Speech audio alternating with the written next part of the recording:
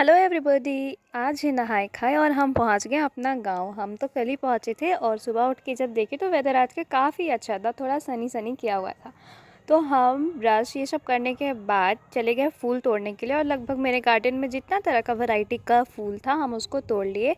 और फिर अच्छे से नहाने धोने के बाद हम अपना पूजा पाठ सब कर लिए। और जब हम पूजा करके उठे तो देखो चाची बेटी का प्यार और फिर छत से हम आपको अपने गांव का नज़ारा दिखाते हैं। लगभग दो तरफ से हमारा गांव पहाड़ों से घिरा हुआ है और बाकी साइड जंगल है। और ये हम देखो नहा धोआ के रेडी हो चुके हैं। आज का मेरा ये आउटफिट है और ये हम रेडी हुए मम्मी के साथ नदी जाने के लिए, क्योंकि आज नहाए खाए है तो मम्मी लोग नदी जाके ही नहाती है एंड देन वहाँ से आने के बाद ही खाना बना के खाती है। तो नदी जाने से पहले मम्मी लोग पहले तुलसी को प्रणाम करती हैं और 5 बार ऐसे प्रणाम करती है झुक के, और उसके बाद गीत गाते हुए उन लोग निकलती है। तो इन लोग को रास्ते में बहुत सारे और भी लोग मिले, तो इन लोग बहुत पीछे रह गए थे, बट हम मम्मी के साथ जा रहे थे तो हम काफ़ी जल्दी पहुंच गए थे अपने कज़न के साथ। तो हमको लगा शायद नदी पे कोई और भी होगा, बट यहाँ नहीं, कोई नहीं था, बस हम अकेले, हम लोग कज़न लोग अकेले थे।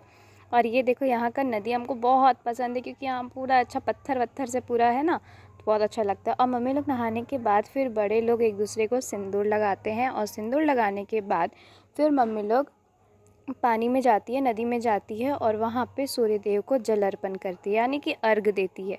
तो अर्घ जो देती है उन लोग शायद 5 बार देती है। और अर्घ देने के बाद फिर उन लोग वहीं पे खड़े होकर सूर्य भगवान का ध्यान करके थोड़ा सा गीत भी गाती हैं, और उसमें भी 5 गीत होता है। तो ये देखो लाइन यहाँ से शुरू होकर वहाँ तक एंड हो रहा है। तो मेरे गांव में इतने सारे लोग लगभग छठ के आई थिंक 37-38 लोग थे। तो उसके बाद गीत वीत गाने के बाद मम्मी लोग गंगा मैया को ये दीप दिखाती है और फिर नदी में ही बहा देती है। और फिर जब दीप दिखा देती है उसके बाद मम्मी लोग शिवलिंग बनाती है मिट्टी का, और उसका फिर पूजा होता है। पूरा विधि विधान से पूजा करती है मम्मी लोग, फूल दिखाती है, धूप दीप सब कुछ दिखाती है। और ये फिर यहाँ फाइनल पूजा होता है। और यहीं पे जो प्लेस पे मम्मी लोग पूजा करती है वहीं पे फिर इनका कितारी से वो मंडप बनता है जो जहाँ पे छठ होता है। तो हम लोग नदी से जब वापस आ रहे थे तो हमको ये एक विचित्र तरह का कैक्टस दिखा, पता नहीं ये कौन सा है कैसा, हमको कुछ समझ में नहीं आया, बट हमारे अगल बगल कोई नहीं था तो हमें पता नहीं चल पाया कि क्या है ये। और कुछ दूर जाने के बाद हमको दिखा धान का खेत, जिसमें कितना अच्छा गोल्डन गोल्डन पूरा धान पक चुका है और बहुत अच्छा लग रहा है। जहाँ तक देखो वहाँ तक पूरा नज़र जा रहा है और धान का ही खेती पूरा हुआ है। और बीच बीच में कहीं कुआं कहीं तालाब।